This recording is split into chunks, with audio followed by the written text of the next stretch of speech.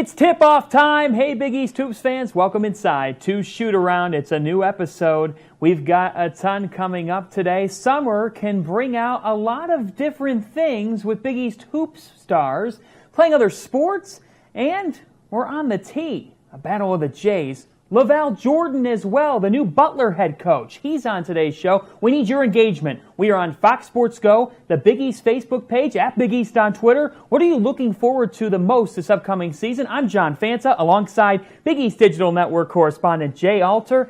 As Jay, we've got a lot going on in the world of Big East hoops, even some pickup hoops. I mean, it's always Big East hoops season. One star was playing pickup in the city. Shamori Pons, the local product now at St. John's. He knows all the best spots in the city. And Carmelo Anthony, LeBron James playing in this very gym. Shamori Pons going one-on-one with C.J. McCollum. Of course, McCollum plays for the Portland Trailblazers right now, getting beat baseline, the scoop and score from Pons, the rising sophomore. So much promise for St. John's this coming season. Yeah, and Johnny's fans have to love this. I know it's pickup, but how about the blow-by and this nice finish? He is silky smooth, such an electrifying player for the Red Storm, a big part of their potential. This team, that's the word I use with them, between Pons and Levette, you have to love what's in store for St. John's this upcoming season as they have some newcomers as well. Chris Mullen is looking to do big things with this group. They're on the rise. And quickly on Pons, he can beat you so many ways like you saw in those highlights.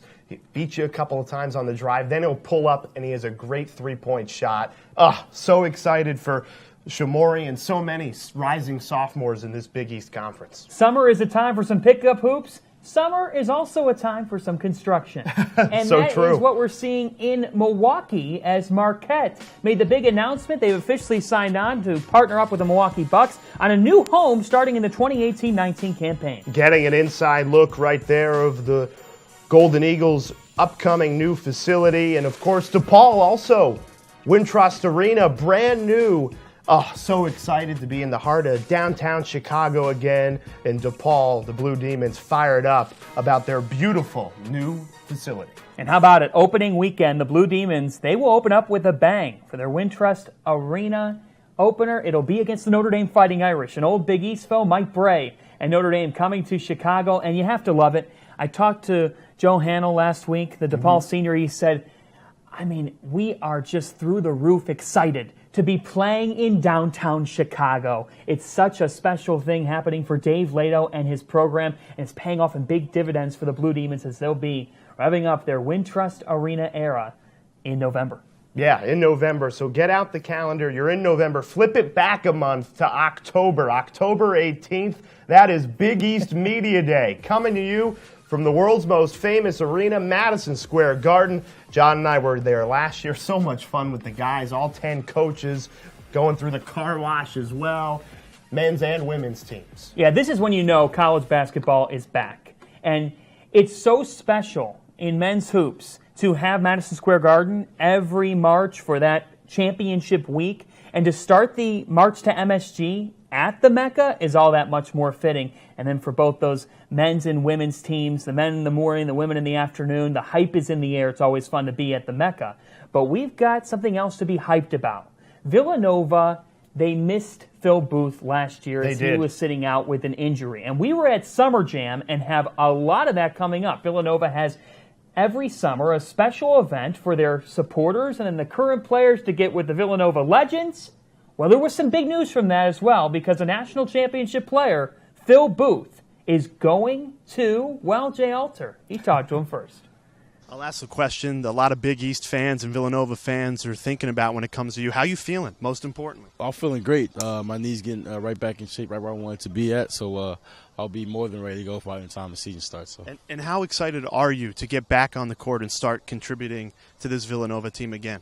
Very excited. You know, you sit out for a whole year. You learn to miss the game. So you can't wait to get back out there and play with your teammates. And it's just like you learn to appreciate the game when you sit out hurt like that. So.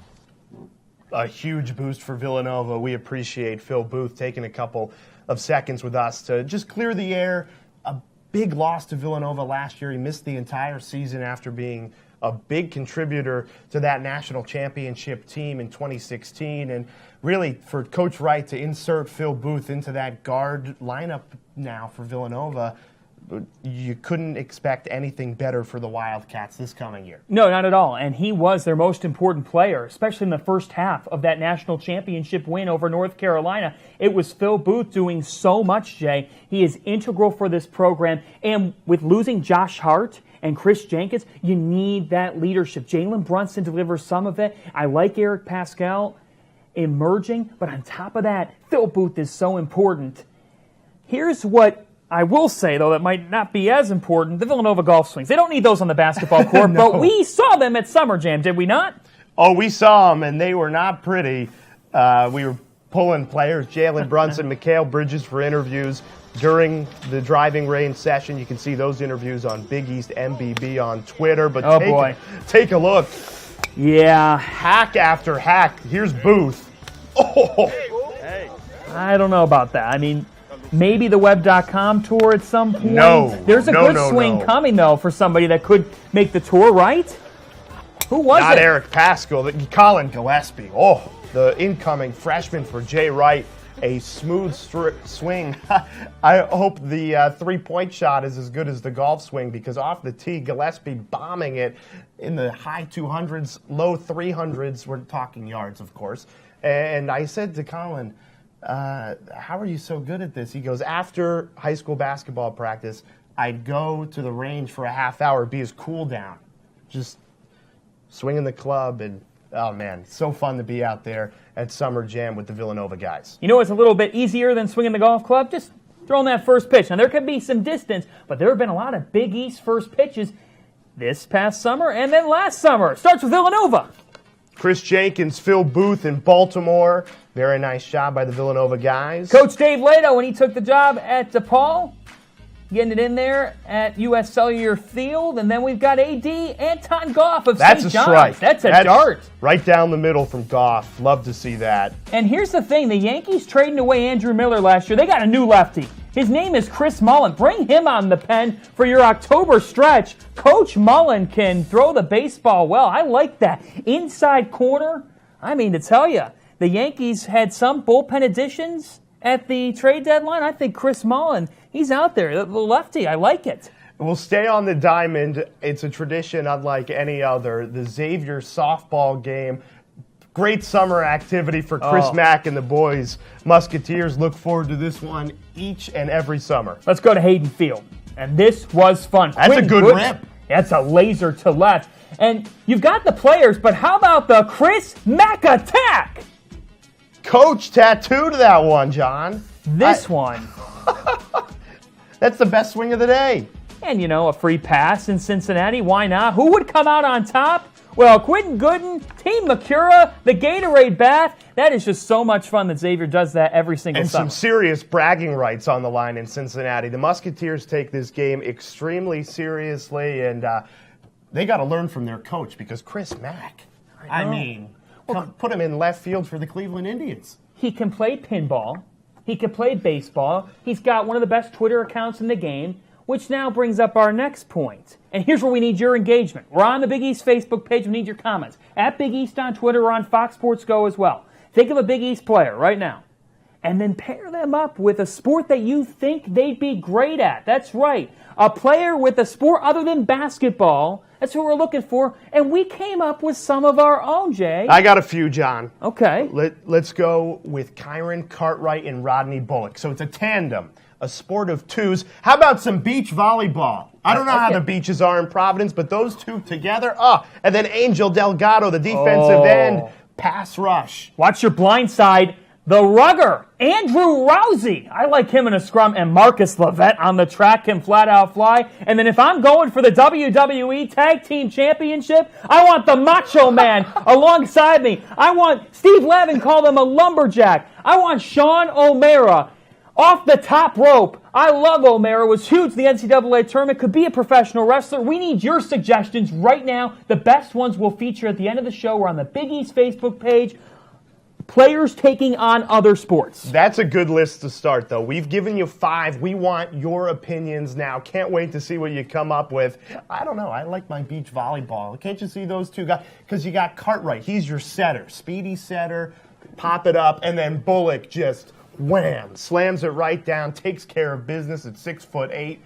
but we want to hear what the people have to say. Yeah, we want to hear from you. The Big East Facebook page, comment below. Pair a player up with a sport you think they'd be great at. I love Angel Delgado coming off the edge. Oh. I mean, put him in the AFC North. That just says toughness to me. What else we got going on here? Well, we're going to hit up your Throwback Thursday, and this one was a really fun one. We were joined with a former Creighton great. We won't give away the surprise just yet, but they took us back to 2014, and boy, it was a night where this man just could not miss. January 20th, 2014, the night that threes were raining in the Wells Fargo Center all the way from Omaha. As Creighton went to Villanova, the two teams meeting for the first time in conference play, and the Bluejays rolled to a huge win behind Wragge bombs. And Ethan Wragge's with us right now. He hit 9 three-pointers that night to tie the school record in a single game, Kyle Korver's record. You may have heard of him. Ethan, how's it going? Doing good, John.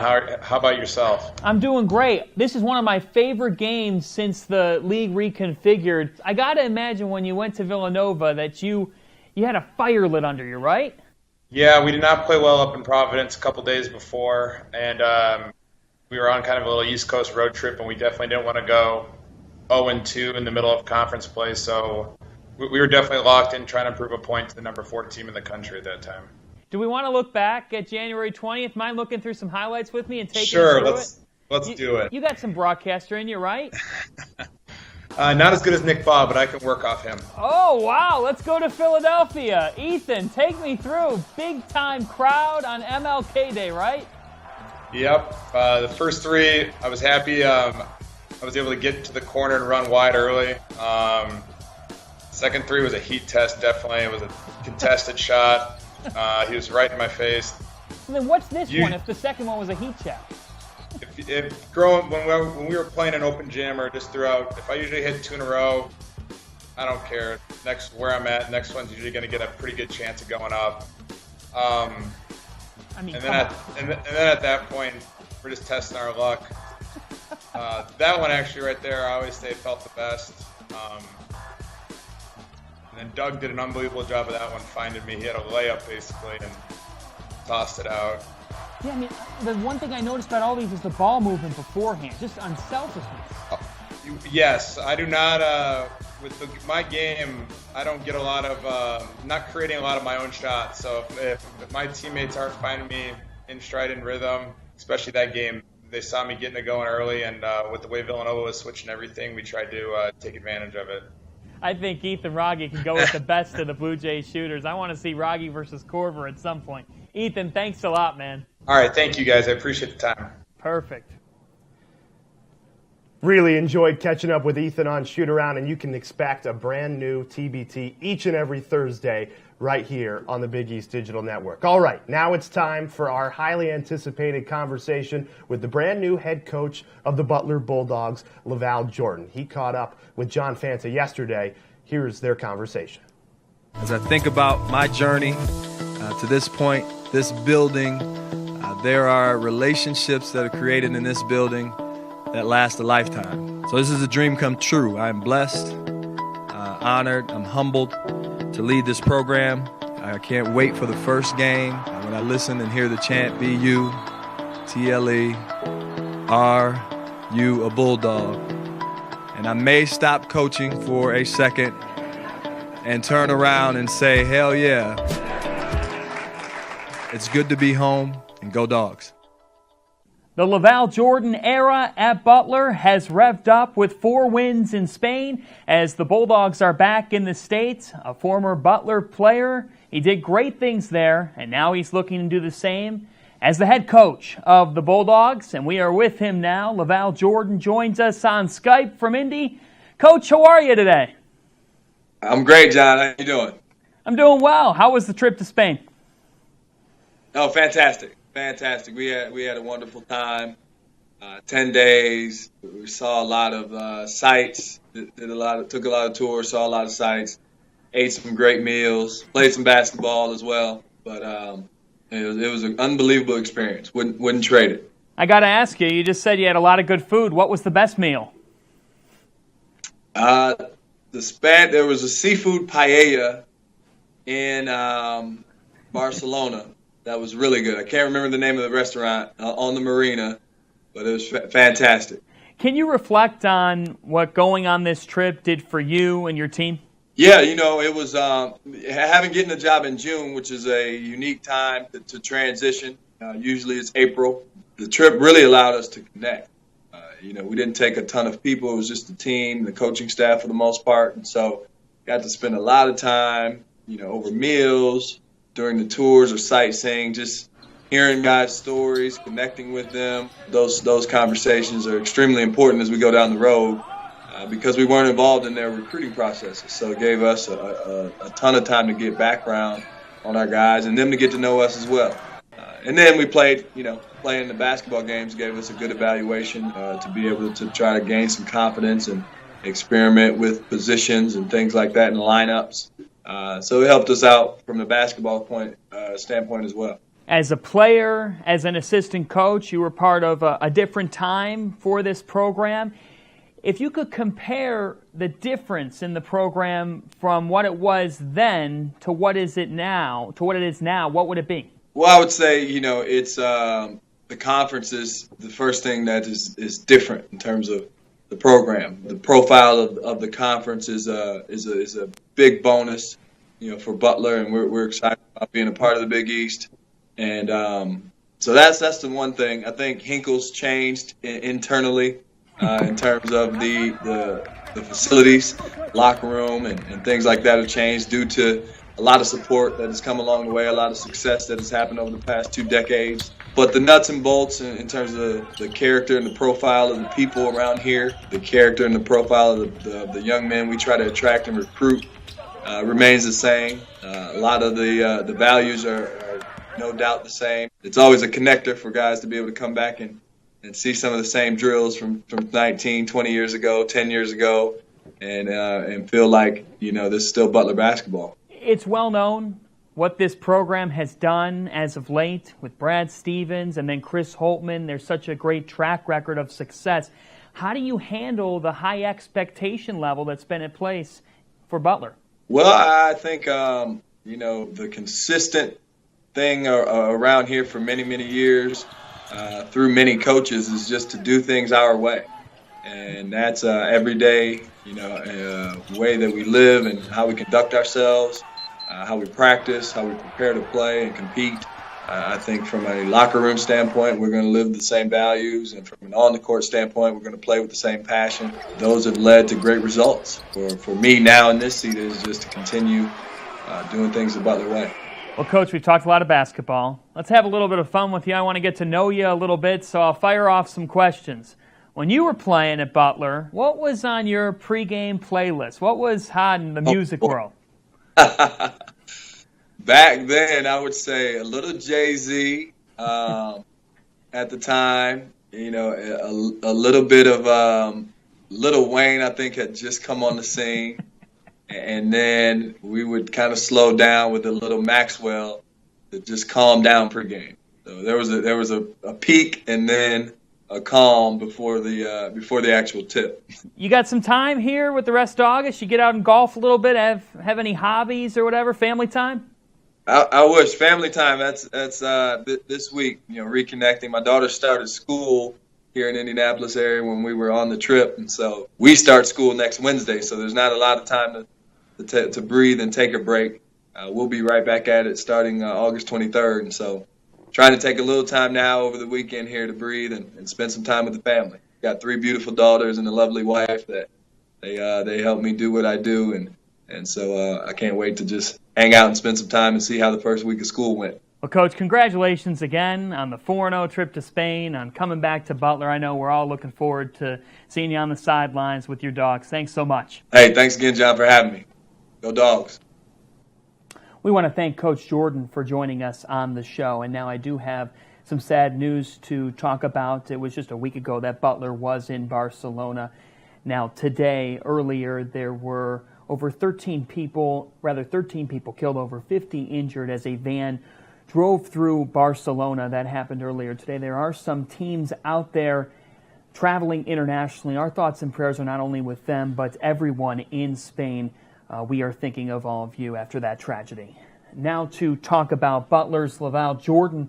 Got Jay Alter back on our set. And Jay, what did you take away from the interview? Well, first, LaVall Jordan has one of the best smiles that have, that in the conference right off the rip. Such a likable guy, so easy to listen to in the interview. And John, you talked about it a lot. He's a perfect fit for this Butler program. He embodies the Butler way. And that aside, he's also a really good basketball coach. Last year at the University of Milwaukee, Wisconsin, he took this team to the Horizon League Championship after they lost their 6 top leading scorers. I mean, it's incredible what he can do on the basketball court and off the basketball court in embodying that Butler way. Yeah, you really have to like his identity, and it is also known, it was reported on by a lot of indie columnists, that LaVall's recruiting pedigree as an assistant. He was at Butler, then Iowa, then Michigan for John Beilein. It's well known that he was able to do a great job on the recruiting pathway as an assistant, and he really knows how to resonate well with his players, and we've already seen that with the Bulldogs. Well, we now turn to Villanova Summer Jam. That's right, the Wildcats hold this event every single summer. Jay Wright leading the way, Coach Massimino as well. They were doing some golf, getting together with the past players, and Jay versus Jay. But before we do that, let's get an update on our recruiting profiles. Let's meet the Marquette incoming freshmen. After welcoming in a stellar 2016 recruiting class that was powered by Marcus Howard, who led all of college basketball in three-point field goal percentage this past season, the Marquette Golden Eagles are at it again, as Steve Wojciechowski welcomes in a 4-member 2017 recruiting class. And that unit is powered by Jamal Cain out of Pontiac, Michigan. Cain was rated as high as 77th in the nation by Rivals.com and ranked as the second best player in the state by the Detroit Free Press. He concluded his prep career with over 1,500 points and 1,000 rebounds, and he is a matchup problem at 6'7" because he can score in a variety of ways, putting up 24 points, 14 rebounds, and 4 assists per game in his senior year of high school. But that's not all for Marquette, as Cain is joined by a couple of guys who have size, and with Luke Fisher graduating, Marquette needs that. They bring in Theo John, a 6'8" power forward out of Champlin, Minnesota. He's a 3-star recruit according to 24/7 Sports. Marquette also brings in Ike Eek, as he is also a 3-star guy at 6'9". The power forward also looks to add size out of the University of Detroit Jesuit High School. And Marquette brings in a shooting guard. That's Greg Elliott out of East Point, Michigan. Elliott's also a 3-star, making Marquette have 3 3-star recruits, with Cain being a 4-star, according to ESPN. This group looks to give Marquette some more options and a little bit more size as the Golden Eagles search for that in their future. Boy, are we happy to be at the Radnor Valley Country Club just outside Villanova's campus for Summer Jam 2017. Hoping to catch up with Jay Wright, a lot of former players, a lot of current players. It should be a lot of fun.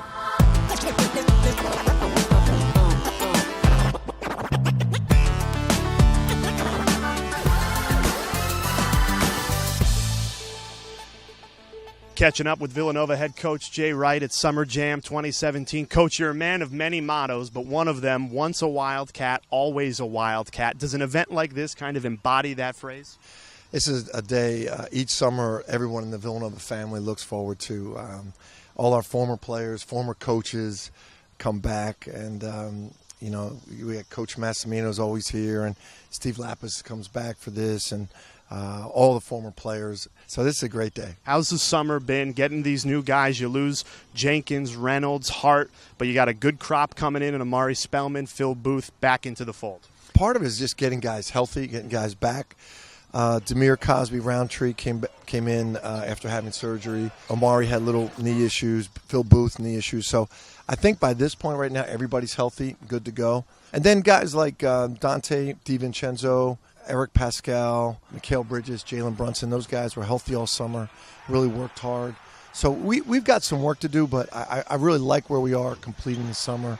They'll take some time off right now, and then we'll get back to it when they get back in September. as always, we appreciate catching up with this guy, Jay Wright. Enjoy the rest of the day. Thanks for making the trip out, man. Welcome to Summer Jam. Yeah. Hope you can get a couple swings in. I hope so, too. What, do we have a longest drive closest to the pin? Yeah, man. You can go against me right here. Okay, Beat the let's do coach. it. Beat the coach. I'm in. I'll go first. All right, trying to get loose here because Coach Wright just threw down the gauntlet in our interview. He challenged me to a closest to the pin on this par 3. I have not golfed in 6 weeks at least. Coach Wright up to the tee. Coach Mass talked a strong game about him. Jay spent a lot of time playing golf, you know. When I got him, he could hit the ball from there to there. Now he's like a scratch. Coach Mass saying he's got a scratch handicap, so I'm freaking out. Come on, check it out. Coach Mass pushing pressure.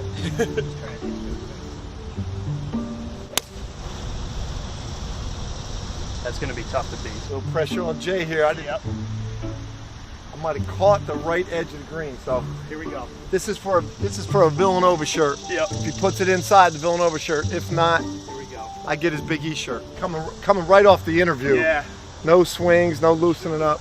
I'm going. You got to have a go. Aggressive. Oh, boy. We'll give him another one. We got that. Hold on. Yeah, you're coming off. Little handsy. Yep. Little handsy on that one coming off the interview.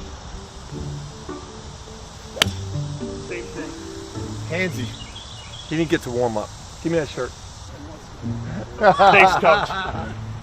Fun as always. Yeah, absolutely. Had a lot of fun with Coach Wright. He took it to me though. I don't even think, even if I had played regularly, you're not going to beat Coach Wright on the golf course. It's that simple. The collarbone is better now Yes. than what it was. Are you swinging better? I'm swinging better, but still nowhere near Jay Wright's status. He'd whip me any day on the basketball court, on the golf course, probably in anything. Who do you mimic your game after? Well, I'm a Matt Kuchar man. He's so nice, like me, right, John? Yeah, absolutely. I mean, still waiting on that major championship. The major But champ. I'm the duck. Angel Cabrera. El Pato? I love El Pato. Angel Cabrera is must-see TV.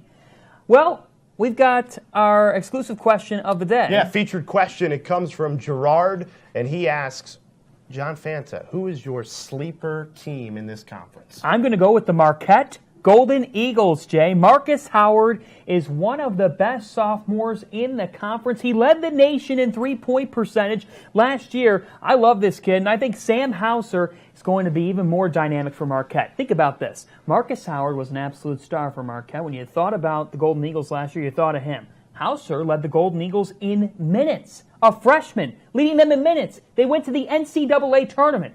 The Golden Eagles need to work on their defensive principles, but on the offensive end of the floor, my oh my, do they know how to spread you out. I'll throw one in quickly, John. Okay. The St. John's Red Storm. You gotta love what Chris Mullen is building there. We talked about Shamori Pons earlier in the show, Marcus Levette, and then transfer Justin Simon coming in. Johnnies are my dark horse to go dancing this March, and really it'll be, can the pieces come together in non-conference play? That's where the Red Storm have stubbed their toes in the past, but I really like what St. John's brings into this Big East basketball season. You talk about non-conference matchups. St. John's will be hosting Duke this upcoming season. That will be a lot of fun. Well, let's work towards Beyond the Game. It is our final segment, and this is a special one, as the Georgetown Hoyas have a new coach. That's Patrick Ewing, and he is on display at a special exhibit as the Hoyas took a visit to the National Museum of African American History and Culture this summer. And on display is Georgetown basketball. And not only their influence on the college basketball scene, but on society. Big John Thompson, one of the few African American coaches back in the 80s, and his impact has been felt not only with the game, but beyond the game. And you have to love seeing that as they took a visit there and learned about African American culture and history and got to see how much the program they're playing for now has an impact that goes beyond the game. Well, the players that are currently playing under Coach Ewing weren't alive when he was such an influence in this country, and so it's great that they continue to learn about their rich culture and history when it pertains to Georgetown and the race relations in this country. I absolutely love those pictures of Big John. Yeah. Big Town. I still love every time I'm at Georgetown for a game and you go over to Media Row, and there is Big John sitting there. Home court, you have to love Coach Thompson, and now Coach Ewing. A new era at Georgetown is revving up soon. Do you think Ewing puts the towel over his shoulder one game this year, maybe against St. John's? Why not? Why not? Well, we've worked in a couple of coaches. We've worked in some players. Next week, we're going to look into the conference's national complexion by talking to FS1's Evan Daniels, the director of scout recruiting, but on top of that also covers the conference nationally for FS1 throughout the season, so we'll chat with him. And we're going to send Jay Alter out into the big city. Oh, boy.